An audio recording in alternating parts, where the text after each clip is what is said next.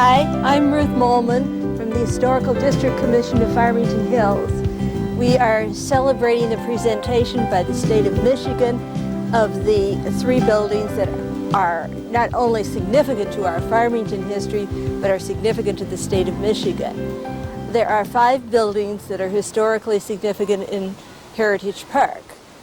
The Spicer House, the little sheep barn on the grounds, the 2 barns, one 1880 barn that was brought in 50 years ago, and the little house that Palmer Sherman built in 1849, and also the chauffeur's quarters, garage, and stable that was built in 1918 by Marcus Burroughs.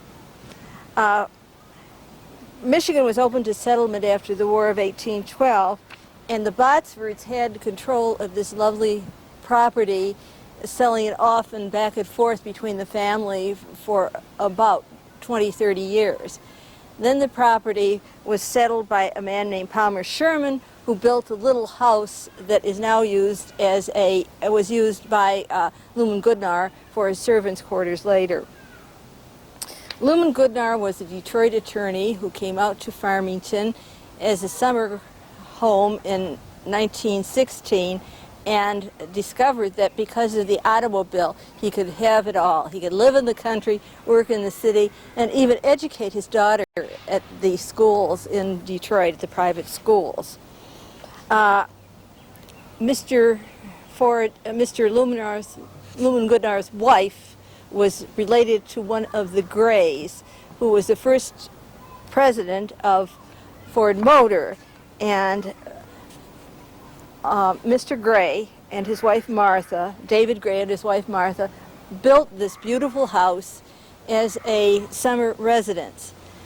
Because Mr. Gray died very soon after the house was built, it was sold to an attorney.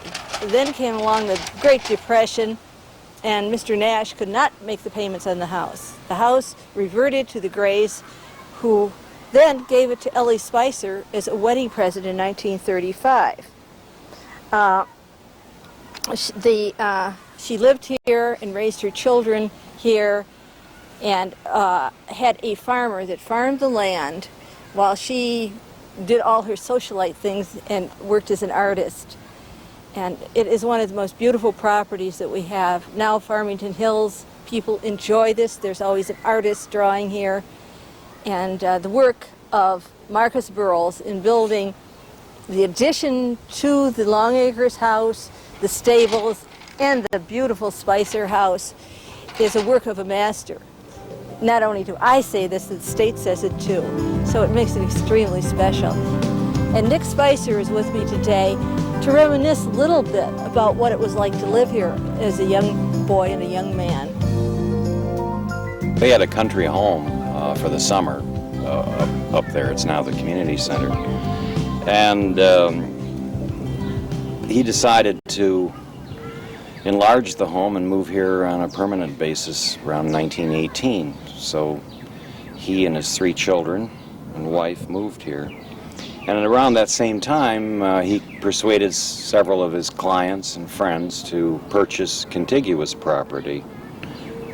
There was Weber, who was of the Hudson Weber Company. He purchased the acreage over here. And there was Sarmiento, who was the daughter of one of the founders of the Ferry Seed Company. And there were other people who purchased almost a mile of property along Farmington Road. And one of his clients was David Gray, who built this house. When he died, the house was sold to John Nash, and John Nash could not make the payments because of the Depression, so the house reverted to the widow of David Gray, and it was given, the house and 12 acres were given to my mother as a wedding present in 1935. The house was unsaleable at that time. She grew up at Long Acres, and then when she was married, she moved here and lived here until she died. The land was always farmed. My grandfather had his riding horses, so people cut the fields and brought the hay in. And then when my mother was married, she moved barns. The barn, the red barn at the top of the road, she had moved, and the brown barn over here they had moved. And she raised sheep, and we had 12 cows and 4 horses and chickens. And yes, there was a farmer who sold the milk twice a day to the local dairy. My father? Yes. Yes, he built storm windows for all the wooden storm windows for all the windows, and these storm doors. I think they're still the ones. And he built the sheep shed at the rear of the brown barn that's been torn down, and he built the garage at the other side of the brown barn, and he renovated the big brown barn when it was first moved. It took years. He did it all by hand. The sheep were born usually, I think it was around February of every year, and that was quite a process, because there was always complications with labor, and my mother would go inside the sheep to extract the little sheep, and then we'd have the shearing of the sheep in the springtime. And yeah, when the young lambs were born, some of the mothers wouldn't nurse, or the lamb couldn't nurse, and so my mother would bring them into the house, and they were always in the kitchen or the pantry. And she had a series of bottles with nipples on them, and she poured milk and Karo syrup in, and the lambs survived. But they were always, I remember, yeah, they were running through the house. I don't know, she had about 40 sheep sometimes. They were all grazing down here in the valley, and they were housed in the sheep shed. They kept the fields, as I remember now, clean. We didn't mow the fields down here because the sheep grazed and kept the fields trim. On my birthdays, I remember we used to have picnics over in the woods. I'd have a group of my friends over, and there was a barbecue up in the woods, and we'd roast hot dogs. And we used to swim. There was a pond down there, and then there was a deep hole around here somewhere. We always used to swim there. And a bunch of us would get together and we'd ski over on these hills over here where the 3 pine trees are, and toboggan down. And then when I got into high school, I remember for my 16th birthday, there was this big surprise birthday party that group of people gave, and all these kids from school, hundreds, came down the road, poured down the road, the headlights coming in, and we had a surprise birthday party for me out here. And then when I was for these J-hops and I can't remember what they were, J-hops and proms, I guess, then we'd have parties here. Yeah, quite a lot of parties I had. When I wasn't at camp, I'd help with the hay, and our farmer used horses, had a team of horses. He didn't use a tractor necessarily, although we had several real old tractors. But he'd use a team of horses right out here in Farmington Road, and he'd plow the fields and cut the hay, and then we got a baler somewhere and every summer and baled the hay up and brought it in. Yeah, Marcus Burroughs, oh yes, he lived, his house was right across in the valley. You could see it because the trees weren't so tall. And I remember his wife and his children, who were contemporaries of my mother. And I used to play with Perry Hill, one of their grandchildren, who used to spend the summer there. We'd build dams in the stream. Yeah, Marcus Burroughs, I remember he had a forge over in his house, and he used to do his metalworking and wood carving there. He was a very prominent architect. I consider him, outside of Albert Kahn, the most eminent architect of Detroit. He designed, as I understand, over 1,000 homes and buildings in the area in Detroit. He was a friend of my grandfather. He had retired from his law firm around 1940. But he was still active in the institutions that he founded. He founded Detroit Country Day School and Kingswood, And he was still active in the management of those institutions after he retired. He founded First Federal Savings and Loan, and the Kresge Foundation, or one of his partners did, I guess. And he had a heart condition, I remember, so he was not very active at the last. He died in 1947. I think I was 9 years old then. But yeah, I remember him. He was an exceptional person. He had a way of attracting clients, and he had a very significant legal practice in Detroit. Stables for the riding horses my grandfather had, and then there was separate stables for the work horses, and then to store all the horse-drawn equipment. There was nothing run by machines back then. The chauffeur and his wife lived up over the barn portion of the stables, and there was the head gardener and his wife lived in the little white farmhouse, and the groom who took care of the horses lived in the little separate room facing the stables. And then there were people at the house, a cook and a butler and a maid, I guess, I can't remember. And then a bunch of gardeners in the summer who also did the hay, cut the hay for the horses. Well, maybe we should go over and take a look at some of the barns that my father built, the stables.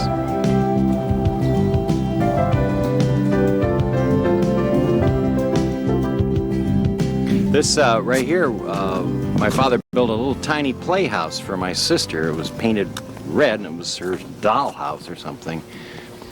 And then over there, in the bushes up on top of the hill, was a log cabin that my parents had built.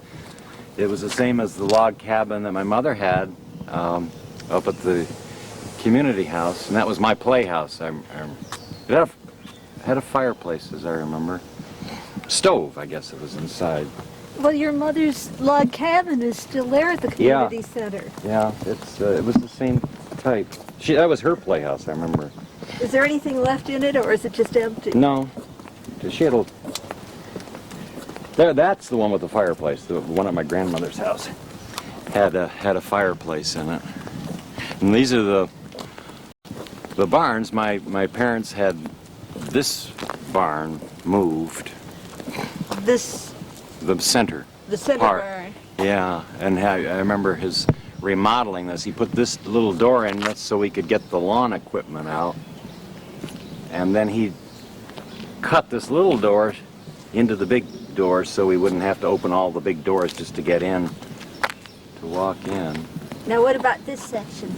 Well, when my parents were having all their children, there wasn't room for me. There weren't enough bedrooms in the house, so my father that used to be a double-car garage, and he took the doors off, one half of the garage and there over here, and made half of the garage into my bedroom.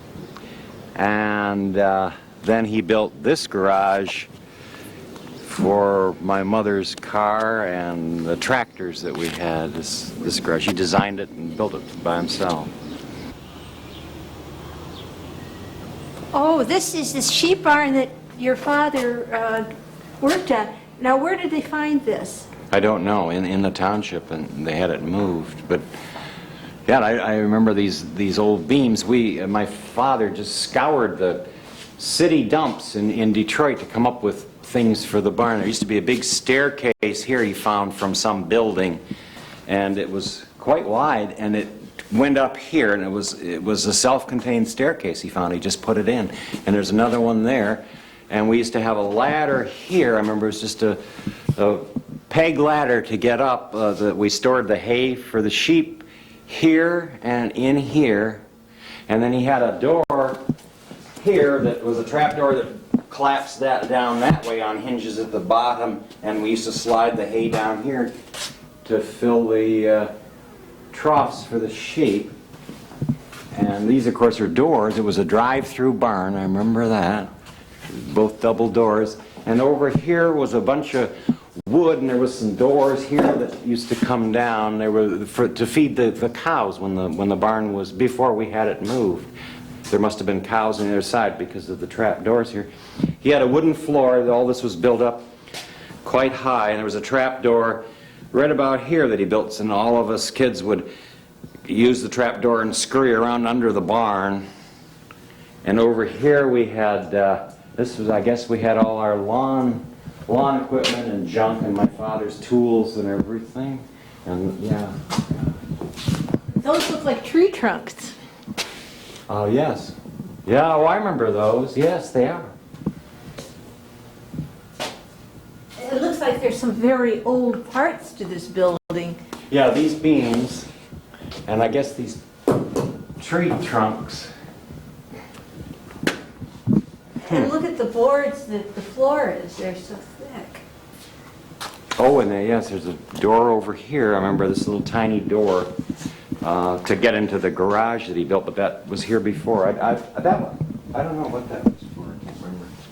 This used to open up. Huh.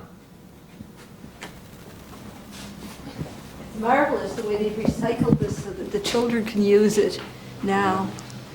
Well, let's go on to the next barn.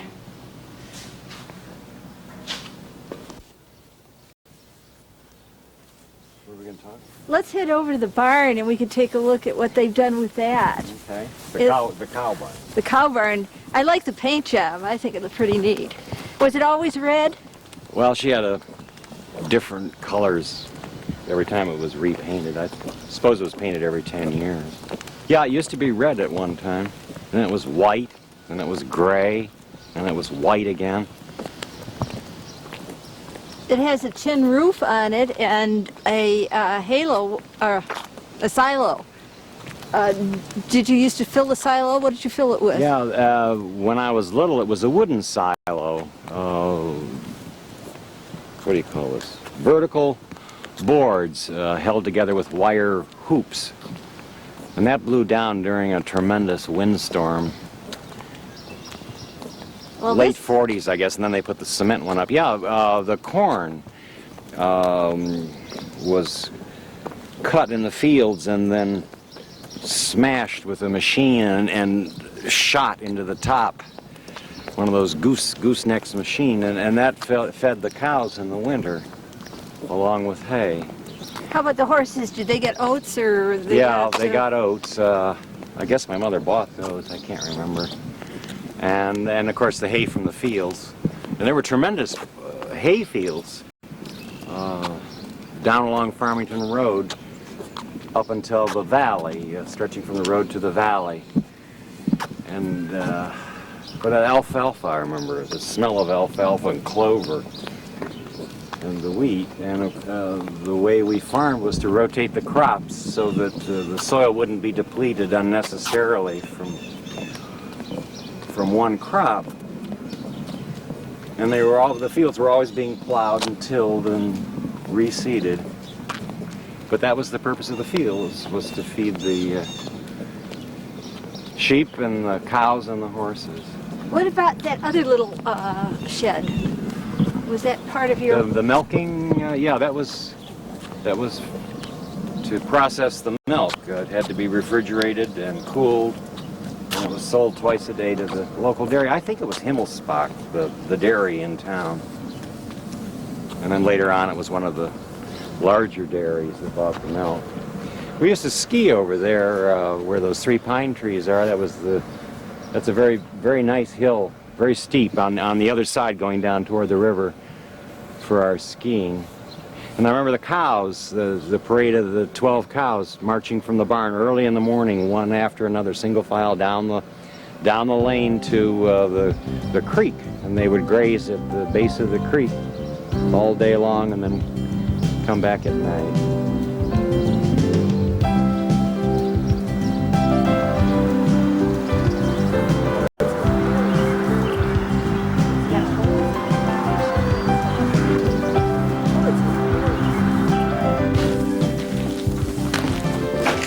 I remember this very, very well.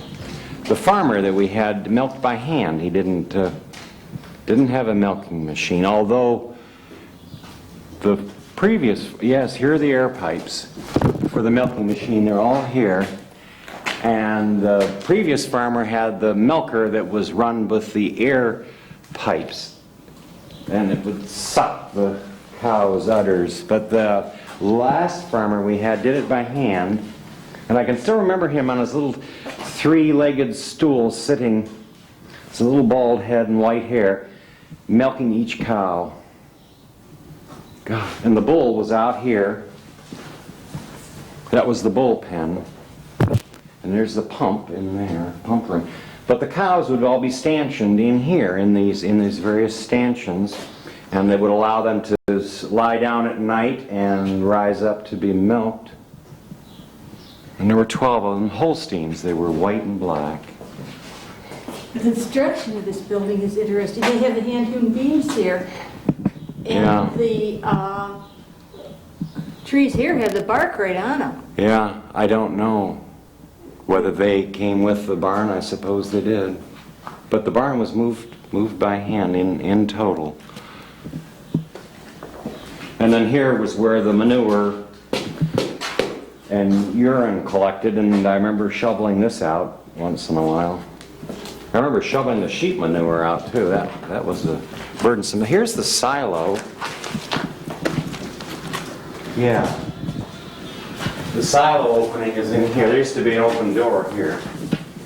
But the silo would fill up to as high as the metal roof, the silage, the corn, and then these doors went all the way up, and we also used as a ladder. And then when you wanted silage, one of the doors came, these are just plywood, one of the doors would open, and you'd shovel the stuff out into a wheelbarrow and feed each cow in front of those stanchions. Did you use the manure in your own fields? Yeah, oh yeah, I remember that. Sure, we had manure spreaders. 2 of them, I think. And so every once in a while, the pile of manure would get too odoriferous, and we would pile it into the manure spreader and sprinkle the fields, the hills. Yes, it was natural I remember that. Natural fertilizer, no chemicals. This door was the main door to the milk supply, and then we'd lug the cans up here, right about there, 4 of them, I think, twice a day, and then the dairy would pick them up. And these bins in here, there were cooling bins run with cold water, and the milk cans were stored in there until the dairy picked them up. And there was a separator in there to separate the cream from the milk, and we'd get our milk whenever we needed it from here, and we'd have to pasteurize it down. We had a pasteurizer, plunger, pasteurize the milk for an hour.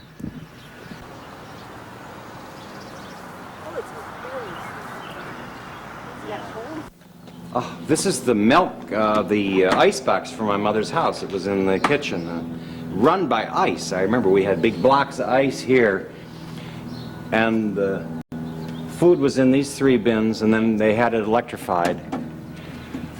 Well, this barn, this is the most fantastic thing. I don't know if you can see how high the barn goes.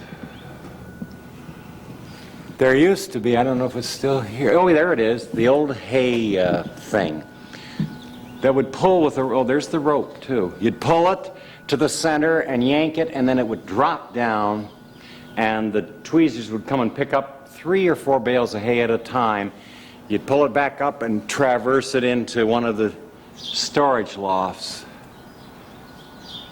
And this was filled with hay for the cows. And this is work equipment over here. Oh, here's an old hand plow. These are the things that Gene Fox got. Looks like one we had. Yeah, we had all this. Had it all sold. Oh, this was here. This is the hay rake. She didn't buy this, did she? I don't know. No, I think this was here. I think that was ours. Out in the field. Yeah, I remember these. They were in the barn. This is for the grain. They were in the horse barn. Huh. The scale, I remember that. Or maybe not. Maybe that. We had a scale to weigh the grain.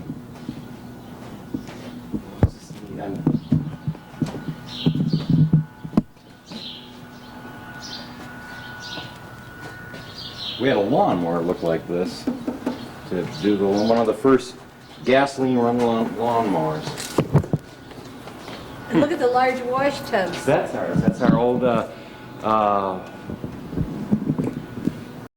hay thing for the loose hay. It used to rake it up. It'd be drawn along and rake the hay up, loose hay, and then throw it.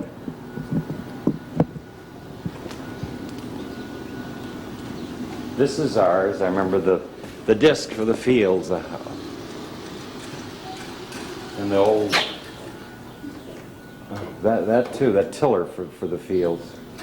Jeez. This is cool. This is really cool. Oh, there's a butter churn. Yeah. Was it run by handle? Yeah, it was run handle's by off. hand. Run by hand. But the handle is off. Yeah. That looks familiar too. There should be a handle on that. I had an auction here when my mother died and I sold everything. It was we had the old horse-drawn buggies and sleighs and carts and farm equipment. She used to pick you up at school with one of those buggies, didn't she? Yeah, when the driving was too bad, then she'd take me to school in the sleigh. It had jingle bells on it. That thing is one of the horse harnesses for drawing a cart, for a sulky or something. I guess we didn't sell everything that I thought we would. This was for grain in here. In the stable, each horse had a corner bin like this for oats. The old wagon wheels, my God. Neat. I hope you preserve this stuff. This farm equipment. You can't find it anymore. The hand stuff. There used to be a chicken coop over here painted red, and then there was a big storage shed on the back of the stables for all the horse-drawn buggies and paraphernalia that we never really used. And there were two greenhouses in the back of this barn that my grandfather had for raising flowers. This barn is really neat because it was used for the horses. The top part, we brought the hay in from the fields and threw it through this door, the second-story door, and the length of the storage ran half the barn until the apartment kicks in here. They have the little shed-like details that match the house, the Longacre house. Those what do you call those things on the top? Gables. The gables. Yeah. Yeah, I didn't notice that. They do. They sort of resemble my grandmother's house. And you had both horses and the cars together, which is really an interesting combination. Yeah. There's our marker on there, the state marker on the building. Is that, did you put hay in that? Yeah, in that door, because the wagon was about this high off the ground, and so that was enough elevation to pitch it in. And my friends were always over here helping with the haying, helping me. Must have been great fun to do that, put you all together. Yeah, it wasn't bad in retrospect. I suppose going through it was a little arduous. It was like Tom Sawyer getting your friends to help you. Yeah. With something special to do. Well, I remember we had a coal furnace down there at my house, and my job every week was we had a special coal wheelbarrow, and I had to wheel in 12 wheelbarrowfuls of coal every week for the furnace and stoke the furnace up. We had a stoker to run the coal into the furnace, and then I'd every night go down and take the clinkers that were left from the burned coal in the furnace and spread them out on the driveway. That was our gravel, was the old clinkers. This is where the groom lived, this little room on the side of the farmhouse.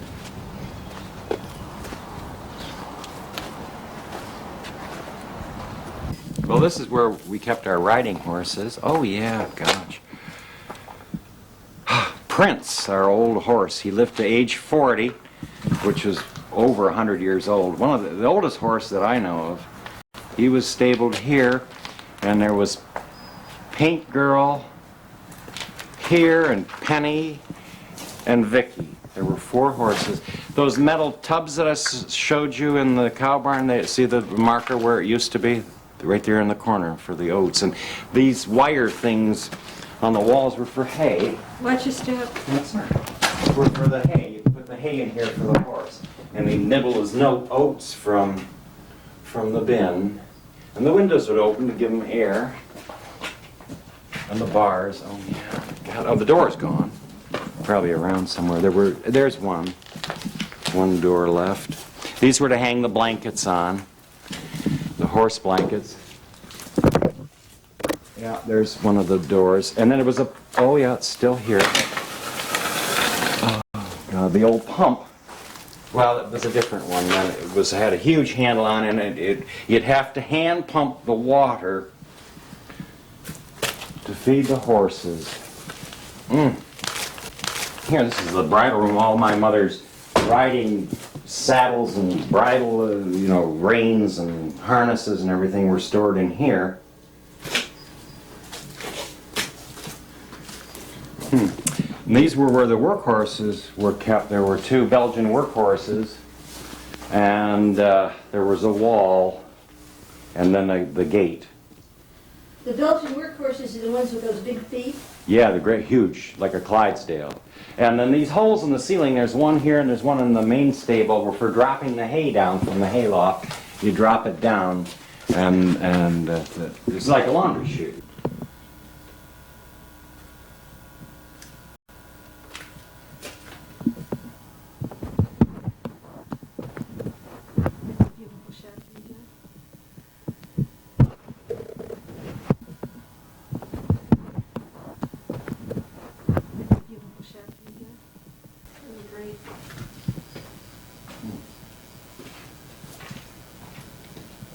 There used to be windows up there that would open. If you didn't ventilate the hay, it would internally combust and you have a fire. We always had to make sure the hay was dry. You couldn't bring wet hay in because that for sure would ignite. The stone was to mount the horses. You'd get up and get on the horse. And there were a lot of hitching posts all around. I don't know where they've gone. Kind of stuck in the ground, had a little ring on top, and that was to tether the horse while you went inside and did whatever you wanted. This is where the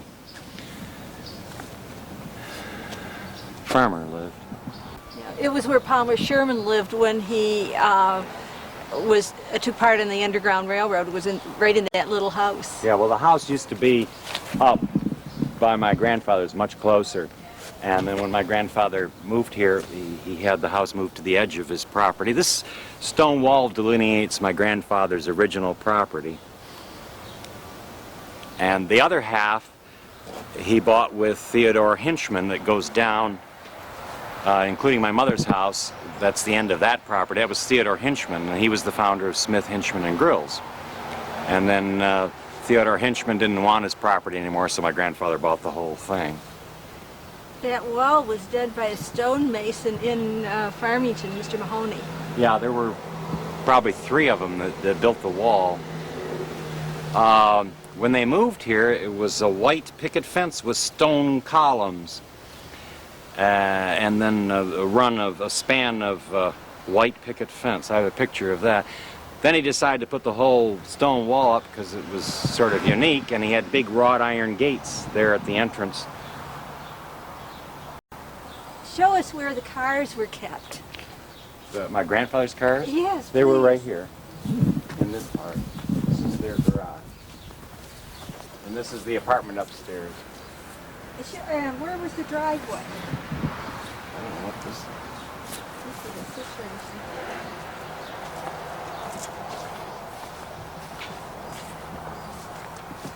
They had 2 cars, and they were kept in here. This was all gravel. It was a gravel driveway that went straight through this row of trees up.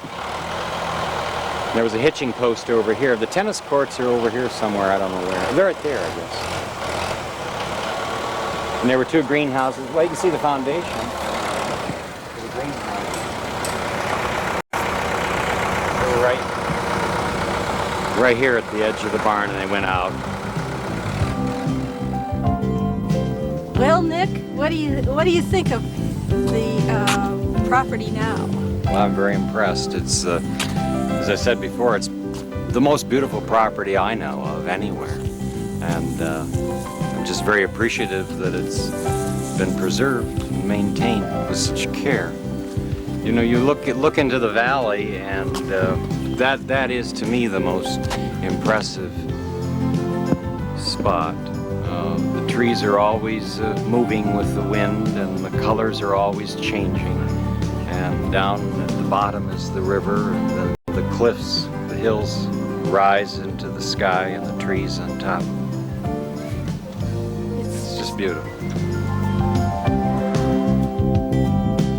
On behalf of the Historical District Commission, I would like to thank Nick Spicer for coming out today and reminiscing about all the wonderful times that he had when he lived here as a young man, as a young boy and young man, and all the wonderful things he's told us about his family and all the things that they have done for Farmington. He, of course, was instrumental in seeing that the city had this property for our wonderful park, and we can all rejoice in the beauty of it and enjoy it thanks to the Spicer family and what they have preserved for us.